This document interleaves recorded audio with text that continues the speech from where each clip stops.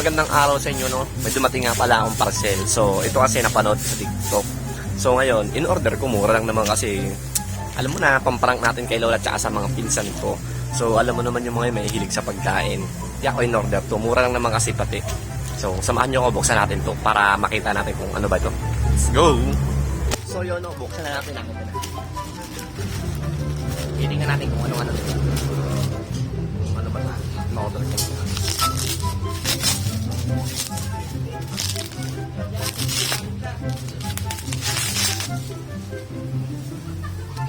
Yun, so ito nga pala yung parang chicheria siya. Parang mga lace, ganun, something. So, alam mo pag buksan ito eh. Itatasin nga palang ganito. So, parang ahas. So, yun, no. Tatry natin sa kanila yan. So,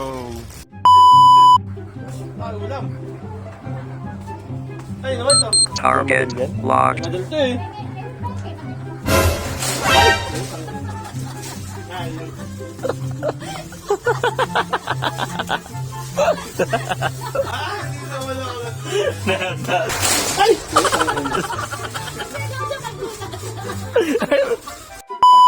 Na nga pala ako kay Lola, no? So gagawin na natin yung ating prank. Sakto, naglalabas sila, tatanong natin kung gusto niya ito, iabot natin. Tapos, siya na bahala magbukas. Tingnan natin. Tatayo ko lang yung camera para hindi niya masyadong halata. Let's go, let's go.